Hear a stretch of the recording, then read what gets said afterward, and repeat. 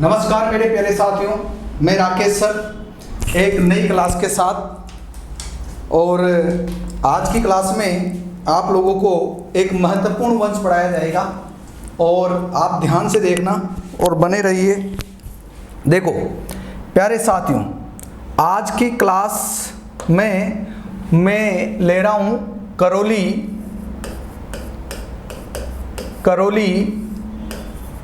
का यादव वंश। आप लोग आज की क्लास में पढ़ने वाले हो करौली का यादव वंश। करौली का यादव वंश पढ़ने से पहले मैं आपको बता देता हूं कि करौली दो जनपदों में आती थी। पहले एक मत्स्य जनपद का हिस्सा था और एक सुरसेन जनपद का हिस्सा हुआ करता था करौली।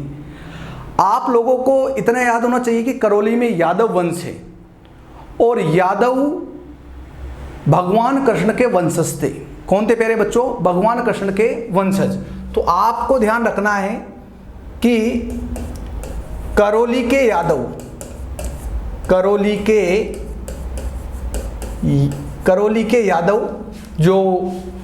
यादव थे, यादव स्वयं को भगवान कृष्ण के वंशज मानते थे। भगवान कृष्ण के वंशज मानते थे। यानी करौली के यादव अपने आप को भगवान कृष्ण के वंशज बताते थे और भगवान कृष्ण के वंशज अपने आप को साबित करते थे और अपने आप को भगवान कृष्ण के वंशज बताते थे। यह आपको ध्यान रखना है। राजस्थान में ध्यान से सुनना आप, राजस्थान में, और साथ के साथ में इनको लिखना भी सही। एक बार संपूर्ण वीडियो को देखने के बाद फिर दूसरी बार वीडियो को देखना, फिर दूसरी बार क्लास को देखना और अपनी कॉपी में लिख लेना इसको। राजस्थान में जैसलमेर के बाद, राजस्थान में जैसलमेर के बाद यदुवंशी, यानी यादवों को ही कहा अपने, यदुवंशी क्षत्रियों का दूसरा राज्य करौली था। दूसरा राज्य करौली। आपको पता है कि जैसलमेर के जो भाटी है वो भी अपने आप को यादव कहते हैं। क्या कहते हैं? यादव कहते हैं। तो उसके बाद यादवों का दूसरा राज्य राजस्थान में कहाँ था? तो ये था करौली में। कहाँ था? करौली में। ये आपको बताना है प्यारे साथियों। अब करौली महाभारत काल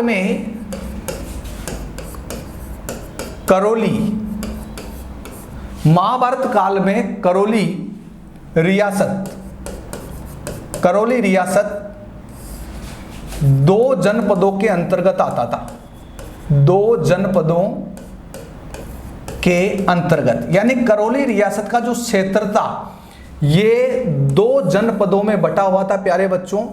एक था मत्स्य जनपद का हिस्सा, मत्स्य जनपद, और एक था सुरसेन जनपद। ये मथुरा वाला जो भाग था सुरसेन जनपद। आपको बता दूं मैं कि मत्स्य जनपद के बारे में तो आपने बहुत डिटेल से सुन रखी है। मत्स्य जनपद के राजा थे राजा विराट, और राजा विराट के बारे में तो आपको पता है कि महाभारत काल में राजा विराट ने पांडवों को अज्ञातवास गुजारने के लिए, जब पांडवों को 12 वर्ष का वनवास मिला था, तो 12 वर्ष का वनवास और 1 वर्ष का अज्ञातवास, तो उस 1 वर्ष के अज्ञातवास के दौरान वो राजा विराट के पास रहे थे। पांडव मत्स्य जनपद में रहे थे। ये आपको ध्यान रखना है। उसी का हिस्सा था करौली रियासत। ये आपको अच्छी तरह से ध्यान रखना है प्यारे बच्चों। आप लोगों को ध्यान रखना है और आप लोगों को अच्छी तरह से समझना भी है। देखो, करौली के यादव स्वयं को भगवान कृष्ण के वंशज मानते थे और राजस्थान में जैसलमेर के बाद यदुवंशी क्षत्रियों का दूसरा राज्य करौली था। प्रथम राज्य कौन सा था प्यारे बच्चों? प्रथम राज्य था जैसलमेर। महाभारत काल में करौली रियासत दो जनपदों के अंतर्गत था, मत्स्य जनपद और सुरसेन जनपद के अंतर्गत करौली आता था। ये आपको ध्यान रखना है प्यारे बच्चों। और दूसरी चीज, करौली का एक शासक आता है जिसका नाम है, जो मैं लिख रहा हूं आपके सामने, करौली के जो शासक थे उनका नाम था विजयपाल। क्या नाम था? विजयपाल। तो करौली रियासत पर बैठने वाला प्रथम यादव वंश का राजा था विजयपाल। कौन था बच्चों? विजयपाल। करौली के यादव वंश के संस्थापक थे। यादव वंश के संस्थापक कौन? यादव वंश के संस्थापक कौन थे बच्चों? यादव वंश के संस्थापक थे विजयपाल। करौली के यादव संस्थापक। और मैं आपको बता दूं कि विजयपाल ने करौली में यादव वंश की स्थापना, करौली में यादव वंश की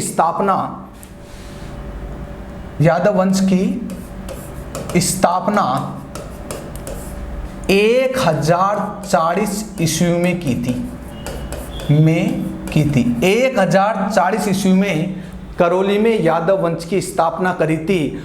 और राज्य की राजधानी विजयपाल ने करौली राज्य की राजधानी मथुरा से हटाकर, पहले मथुरा थी, मथुरा से हटाकर यादवों की राजधानी मथुरा से हटाकर बयाना या कह सकते हो बयाना का दूसरा नाम था विजय मंदिरगढ़।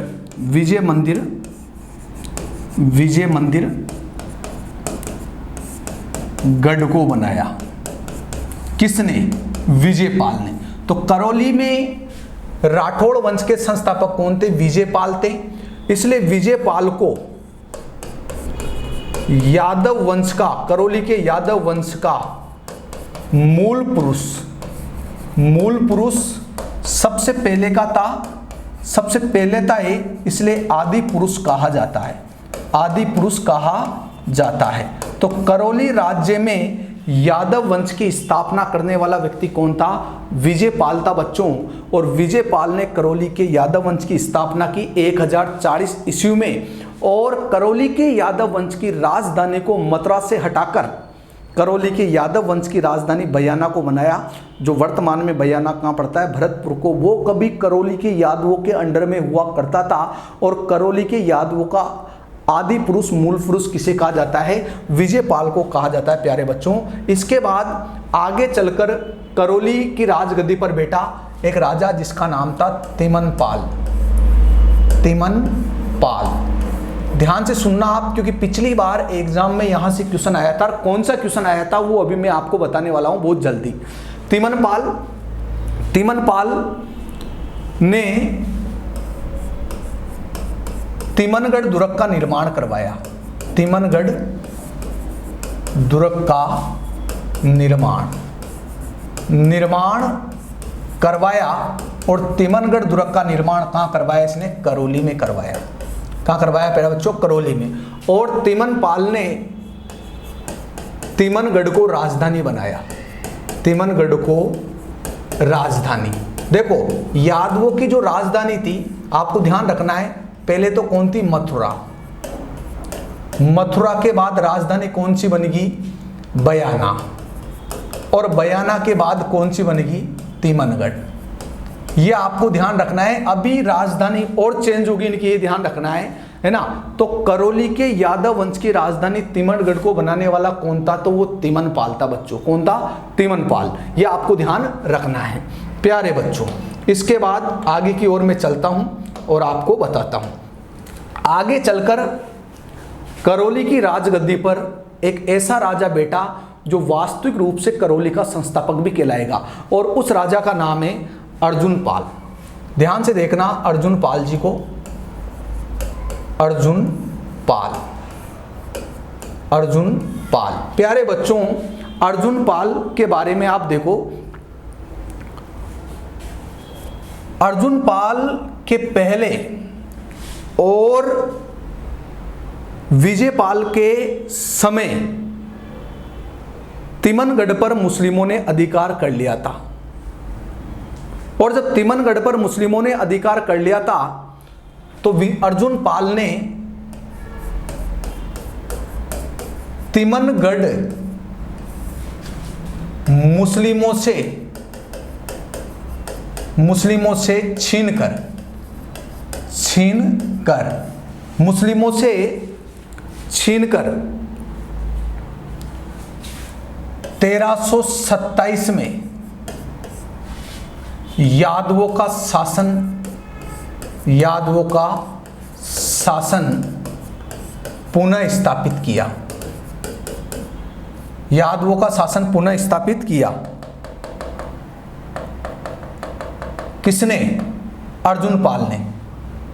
अर्जुन पाल ने यादवों का शासन पुनः स्थापित किया, यह आपको ध्यान रखना है, स्थापित किया। और इसको कहीं न कहीं ऐसा लग रहा था कि मुस्लिम आक्रमण फिर होंगे, और जब मुस्लिम आक्रमण फिर होंगे तो अर्जुन पाल ने क्या किया? अर्जुन पाल ने, ध्यान से सुनना, 1348 में, कब की बात है? 1348 की बात है। 1348 में लीसल नदी के किनारे, कौन सी नदी है? आप कहोगे सर नाम ही नहीं सुना। लीसल नदी के किनारे, लीसल नदी के किनारे कल्याणपुर कस्बा बसाया। कल्याणपुर कस्बा बसाया, और कल्याणपुर कस्बा का वर्तमान नाम करौली है। वर्तमान नाम करौली। तो आप मुझे बताओ कि करौली के संस्थापक कौन होंगे? और करौली के संस्थापक होंगे अर्जुन पाल। ये आपको ध्यान रखना है। यही क्वेश्चन पिछली बार पुलिस कांस्टेबल में आया था, चेक करके देख लेना, पुलिस भर्ती में आया था। जो आप लोग जो पढ़ते हो मेवाड़, आमेर, मारवाड़, बीकानेर, चौहान, खत्म, ये सबसे बड़ी भूल करते हो। आपको राजस्थान के समंस वंश पढ़ना चाहिए। पिछली बार एग्जाम में क्वेश्चन ये भी आया था कि बरीक वंश का शासन कहाँ था? हक्के बक्के रह गए थे। बरीक वंश का शासन था बयाना भरतपुर पर, याद रखना। तो याद रखना करौली के संस्थापक कौन है? अर्जुन पाल। और करौली की राजगद्दी पर बैठने वाले इससे पहले राजा कौन थे? विजय पाल। बहुत सारे व्यक्ति विजय पाल को राइट कर देते हैं कि करौली का पहला शासक विजय पाल था, इसलिए Vijay Pal is right answer जाएगा। जबकि आपको ध्यान रखना विजय पाल के बाद तो राजगद्दी पर बैठने वाला तिमन पाल था। तिमन पाल के बाद राजगद्दी पर बैठने वाला कौन था बच्चों? अर्जुन पाल था, जिसने करौली की स्थापना की थी। करौली का प्राचीन नाम क्या था? कल्याणपुर। और करौली की स्थापना 1348 में हुई थी, याद रखना, लीसल नदी के किनारे हुई थी, और अर्जुन पाल के द्वारा करौली की स्थापना की गई। मैं आपको एक बात बता देता हूं। और इसी अर्जुन पाल ने हनुमान जी, जय बजरंगबली, मेरे भगवान मेरे राम, अर्जुन पाल ने मेरे बच्चों के ऊपर हनुमान जी का आशीर्वाद बना रहे। अर्जुन पाल ने हनुमान जी की माता अंजनी, माता कौन थी? अंजनी। हनुमान जी की माता अंजनी का मंदिर बनवाया था। मंदिर बनवाया था कल्याणपुर कस्बे में। कल्याणपुर कस्बे में। तो हनुमान जी की माता का मंदिर कल्याणपुर कस्बे में बना हुआ था, जिसे अंजनी माता का मंदिर कहा जाता है। क्या कहा जाता है? अंजनी माता का मंदिर। तो अंजनी माता का मंदिर कहाँ है? करौली में। अंजनी माता का मंदिर। प्यारे बच्चों, करौली की स्थापना करने वाला कौन था? अर्जुन पाल था। मुस्लिम आक्रमणों को तिमनगढ़ से छुड़ाने वाला कौन था? अर्जुन पाल था। 48 ईस्वी में कल्याणपुर कस्बा बसाने वाला कौन था जो आगे चल के करौली कहलाया, और करौली का वर्तमान नाम करौली है। करौली का प्राचीन नाम पूछे तो कल्याणपुर है, और करौली में ही भगवान या हनुमान जी की माता अंजनी माता का मंदिर बनाने वाला व्यक्ति भी कौन है, अर्जुन पाल है। आगे चलकर करौली का शासक बना हरबख्श पाल, और हरबख्श पाल के बारे में ध्यान से देखना, ये यादव वंश का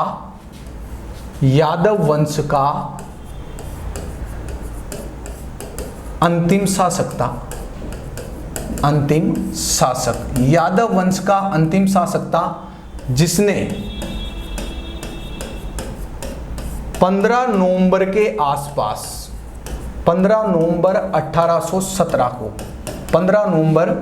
1817 को EIC यानी ईस्ट इंडिया कंपनी के साथ सहायक संधि की, EIC के साथ सहायक संधि की। तो प्यारे बच्चों, मुझे एक चीज आप बताइए, अंग्रेजों के साथ सहायक संधि करने वाला पहला शासक, अंग्रेजों के साथ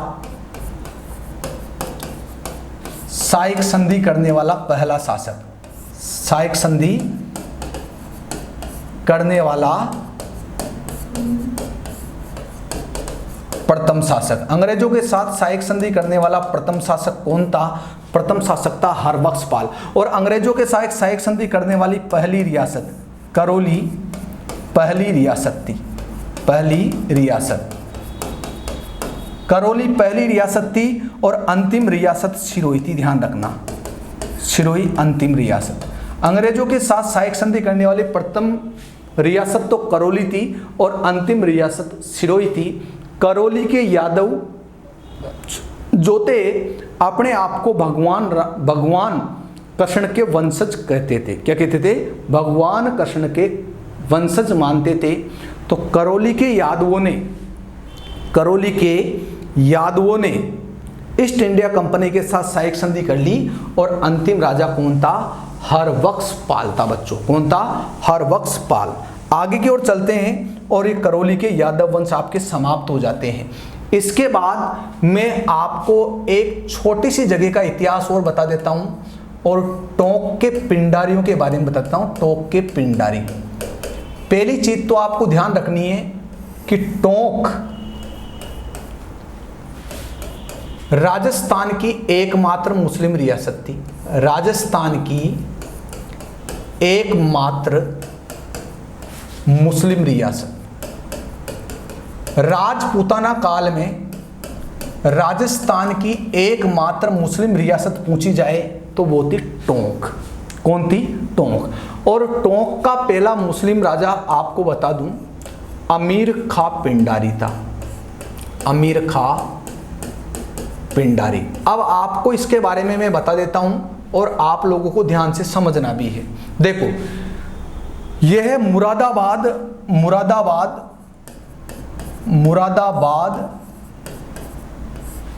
के एक छोटे से गांव, मुरादाबाद के एक छोटे से गांव संबल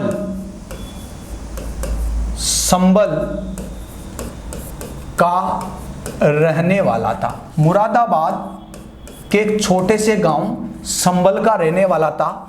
अमीर खां पिंडारी के पिता का नाम, अमीर खां पिंडारी के पिता का नाम था मुल्ला हयात खां। मुल्ला हयात खां। अमीर खां पिंडारी यहाँ का नहीं था, मुरादाबाद के एक छोटे से गांव का था जिसका नाम था संबल। इनके पिता का नाम आपको पता है मुल्ला हयात खां था। क्या था? मुल्ला हयात खां था। मैं आपको बता दूं कि अमीर खां पिंडारी ने एक कूटनीति खेली थी, अगर आपको पता हो, और एक कूटनीति खेली थी 1807 में। गीगोली का युद्ध हुआ था, आपको याद हो तो, गीगोली का युद्ध। और गीगोली का युद्ध हुआ था पर्वतसर। कहां हुआ था बच्चों? पर्वतसर। और यह युद्ध हुआ था, आपको पता है मारवाड़ के शासक मानसिंह राठौड़ व आमेर के शासक जगत सिंह कछवा के मध्य, आमेर के शासक जगत सिंह कछवा के मध्य। और आपको पता है कि आमेर के शासक जगत सिंह कछवा का अमीर खां पिंडारी ने साथ दिया था, और अमीर खां पिंडारी के संयोग से इस युद्ध को ये कौन जीता था? जगत सिंह कछवा जीता था। मैंने आपको वहां पर भी बताया था, ये आपको अच्छी तरह से ध्यान भी है। और इसी अमीर खां पिंडारी की दोहरी नीति से, अमीर खां पिंडारी की दोहरी नीति से कृष्णा कुमारी को जहर भी दिया गया था। आपको याद हो, मेवाड़ के राजा भीम सिंह ने दिया था। एक रियासत का व्यक्ति है टोंक का, और 3-3 व्यक्तियों से गेम खेल रहा है, यानी कि गांव की भाषा में बोले तो यह 2 मुंडा की चाक लोंडची, यानी इन्हें एक तरफ तो जगत सिंह कछवा को सहयोग करियो, और जगत सिंह कछवा जिससे शादी करना चाहता था कृष्णा कुमारी से, उसी को एंड में इसने जहर दिलवाया 1810 में, और कृष्णा कुमारी का देहांत हो गया। तो आप डिटेल से पढ़ते हो, कृष्णा कुमारी विवाद 2 रियासतों के मध्य जो हुआ था, इसकी चापलूसी का प्रयोग था। ध्यान रखना, आपको थोड़ा सा ध्यान रखना है प्यारे बच्चों। आगे चलकर टोंक की राजगद्दी पर 1834 में अमीर खां पिंडारी की मृत्यु हो जाती है। देखो प्यारे बच्चों, ये ध्यान से सुनना, 1834 में मृत्यु, 1834 में अमीर खां पिंडारी की मृत्यु हो जाती है। और इसकी मृत्यु के बाद राजगद्दी पर इसका बेटा बैठता है, जिसका नाम है मोहम्मद अली खां। मोहम्मद अली खां प्यारे बच्चों ध्यान से देखना, मोहम्मद अली खां। और मोहम्मद अली खां जब राजगद्दी पर बैठता है, तो मैं आपको बता दूं,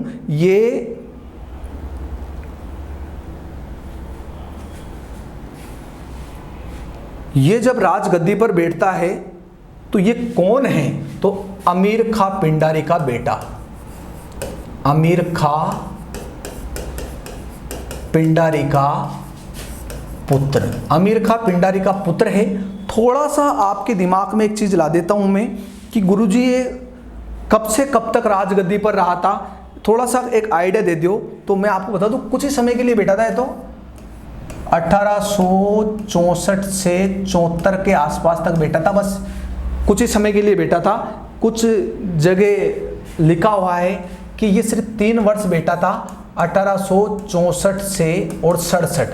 तो इतिहासकार ज़्यादा इस पक्ष में है, तो हम इसका टाइम मानेंगे 1864 से 67 तक, क्योंकि इसके बाद राजगद्दी पर यहाँ इसका बेटा बैठ गया था। और मैं आपको बता दूं, जो बहुत छोटा था, मोहम्मद अली खां के बाद ज़्यादा योगदान नहीं है। बाद टोंक की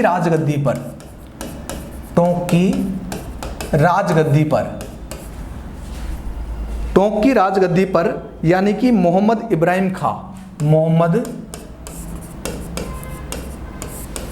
खां बेटा था, इब्राहिम खां बेटा। और मैं आपको एक चीज बता दूं, मोहम्मद इब्राहिम खां कुछ समय तक राजगद्दी पर बैठा, उसके बाद ये राजगद्दी पर नहीं बैठा। और फिर मैं आपको बता दूं, राजगद्दी का अंतिम राजा है टोंक के पिंडारियों में इस्माइल खां।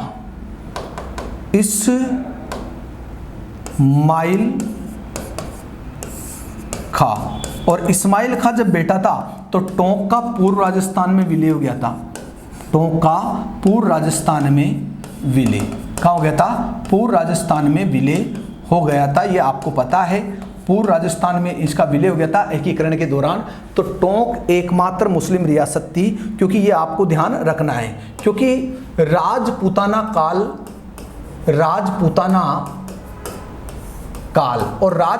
काल में आपको पता है कि आपके जो रियासतें थी, ये मैं कई बार आपको बता चुका हूं, बाबू, झाड़ू, कीको, प्रसाटो, ABCD, बोल जलेबी, मेवाड़ से लाऊं और सिरोही तक ले जाऊं। तो ये राजपूताना काल की रियासतें आपको ध्यान रखना, जिसमें एकमात्र रियासत मुस्लिम रियासत कौन सी थी? टोंक। मैं आपको बार बार कहूँ मुस्लिम रियासत कौन सी थी? टोंक। देखो इन रियासतों को अलग अलग लिख के आप याद करो। ऐसा था आपका राजपूताना। राजस्थान के जो 33 जिले हैं वो तो आप याद कर लेते हो, लेकिन ये राजपूत काल याद करो आप। ये सब रियासतें थी और यहाँ राजपूतों का अधिकार था, और राजपूतों के अलावा एकमात्र रियासत टोंक थी जिस पर मुस्लिम अधिकार था। मैंने अभी आपको बताया था थोड़ी देर के लिए। ये देखो आप, की फॉर किशनगढ़ और को फॉर कोटा, प फॉर प्रतापगढ़, स फॉर शाहपुरा और ट for Tonk.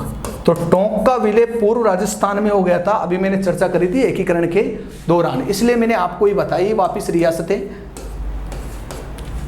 A for Alwar, B for Bharatpur, C for Karauli और D फॉर धौलपुर। और ये देखना J J J और B, J for Jaipur, J for Jodhpur और J फॉर जैसलमेर और B फॉर बीकानेर। अब मैं आपको बताऊं, क्या राजपूताना प्रांत में गंगानगर था? नहीं था। क्या राजपूताना प्रांत में हनुमानगढ़ था? नहीं था। क्या राजपूताना प्रांत में बाड़मेर था? नहीं था। क्या राजपूताना प्रांत में बारां था? नहीं था। तो बहुत सारी चीजें हैं राजपूताना प्रांत में ये थे, इनके अलावा जो आ जाए वो राजपूताना प्रांत में नहीं थे। और आपको पता है 3 ठिकाने थे, एक का नाम तो था लावा, एक का नाम था निमराना और एक का नाम था कुशलगढ़। और केंद्र शासित प्रदेश था जहां अंग्रेजों का अधिकार था वो था अजमेर मेरवाड़ा। तो ये आपके राजपूताना था बच्चों, और आप राजपूताना का इतिहास पढ़ते हो ना कि राजस्थान का पढ़ते हो। राजपूताने के इतिहास में टोंक एकमात्र ऐसी रियासत थी जिसमें मुस्लिमों का अधिकार था। करौली और जैसलमेर में 2 रियासतें ऐसी थी जिनमें यादवों का अधिकार था। ठीक है ना प्यारे बच्चों, आप बने रहिए, पढ़ते रहिए नई नई चीज़। आप सभी को मेरा नमस्कार, धन्यवाद।